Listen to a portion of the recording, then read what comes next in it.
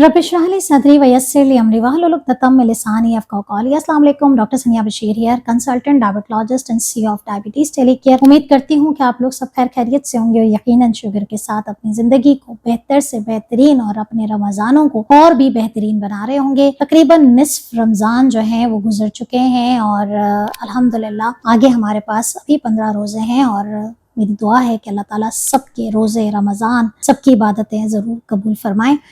एक सवाल जो मुसलसल मेरे सामने आ रहा है वो ये है कि रोज़े के दरमियान बहुत सारे लोगों की शुगर बढ़ना शुरू हो गई है, तो आखिर उसके पीछे क्या वजूहात हैं, और अगर आपकी भी रोज़े में शुगर बढ़ रही है या इफ्तारी से पहले आप चेक करते हैं वो बढ़ी हुई आ रही है, या अगर ज़ोहर असर के टाइम पे अगर आप चेक करते हैं और वो बढ़ी हुई आ रही है, तो आखिर इसके पीछे क्या वजूहात है। अगर आप जानना चाहते हैं कि आखिर नॉर्मल लेवल्स होने कितने चाहिए रमज़ान में, सहरी में, इफ्तारी में, तो आप हमारी लास्ट वीडियो ज़रूर देखिए कि उसमें हमने जिक्र किया है कि सहरी इफ्तारी में शुगर होनी कितनी चाहिए। बात करेंगे कि वजूहात क्या हैं, वीडियो को एंड तक ज़रूर देखिएगा क्योंकि पांचों वजह में से आपकी जो वजह है वो बहुत अहम हो सकती है।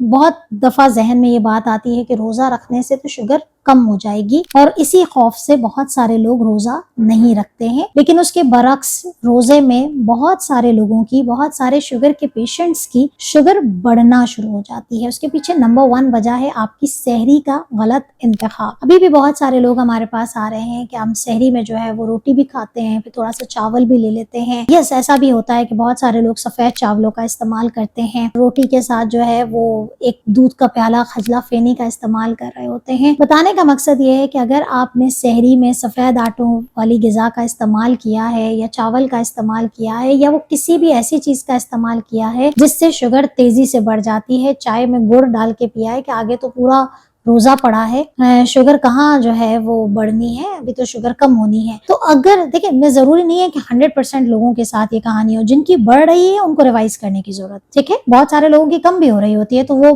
बैलेंस में चल जाता है। लेकिन अगर आपकी बढ़ रही है तो आपने अपनी सहरी को रिवाइज करना है, अपने चावल नहीं खाने, दूध का ऐसा ना हो कि दूध का प्याला अलग पिया जा रहा है, वो रोटी से खा रहे हैं या दलिये से खा रहे हैं और फिर चाय का 1 कप और भी पी रहे हैं और ये सोच के कि 2 घंटे 3 घंटे के बाद शुगर बढ़ रही है तो क्या हो गया। तो ये कीप इन माइंड, सहरी को रिवाइज करने की बहुत ज्यादा जरूरत है। नंबर 2, आपकी जो पिछली इफ्तार है, अगर आपने उसमें बहुत ज्यादा मीठे का इंटेक किया, याद रखें 12 से 15 घंटे लग जाते हैं बॉडी को वापस से संभलने में। ये भी वजह हो सकती है कि आपकी शुगर जो है वो रोजे के दौरान बढ़ी हुई रहे, अगर आपकी पिछली इफ्तार में आपने बहुत ज्यादा हाई शुगर का इंटेक कर लिया है। नंबर 3, बहुत सारे लोगों में ये वजह बनती है, 100% में नहीं, सहरी के बाद जो लोग सो जाते हैं तो मेटाबॉलिज्म बहुत स्लो हो जाता है, जो खाया पिया है वो वहीं रह जाता है, जिसकी वजह से आपकी बॉडी में जब आप उठते हैं तो वो आपकी, चूंकि फास्टिंग शुगर 6-8 घंटे अगर आप स्लीप लेके उठें तो फिर आपकी जो है वो फास्टिंग शुगर बन जाती है और वो फिर बढ़ी हुई आती है क्योंकि आपने सहरी करके फौरन सोए थे और वो बर्न बिल्कुल नहीं हुआ।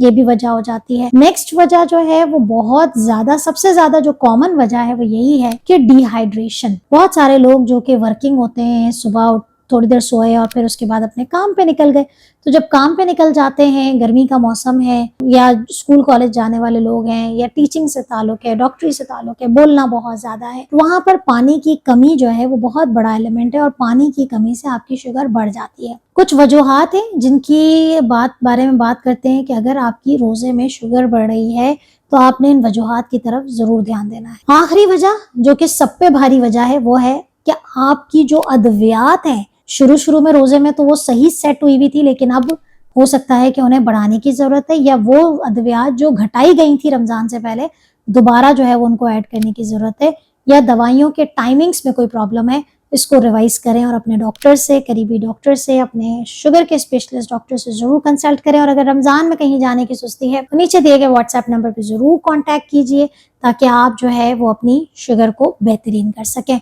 तो सवाल यह है कि आखिर कितनी बढ़ जाए तो खतरनाक हो सकती है, वो है 300 मिलीग्राम पर डेसीलीटर। वो लोग जो कि पाकिस्तान से बाहर रहते हैं या जिनका ग्लूकोमीटर मिलीमोल पर लीटर में दिखाता है, तो उनके ग्लूकोमीटर पे अगर 16 से ऊपर चली जाए तो फिर आपने अपना रोज़ा इफ्तार कर लेना है, क्योंकि ये आपकी खून में, यूरिन में कीटोन्स का बाइस बन सकता है, जो कि आपके जहनी दिमागी सेहत के लिए अच्छा नहीं है। बेहोशी तारी हो सकती है, बहुत सारे मसले मसाइल हो सकते हैं। तो आपने 300 के ऊपर या फिर 16 के ऊपर चला जाए तो आपने उसे रोजे को इफ्तार कर लेना है और अपने डॉक्टर से डिस्कस करना है। ख्याल रखिए अपना और अपना हमें दुआओं में याद रखिए, अपने घर वालों का ख्याल रखिए। अल्लाह हाफिज।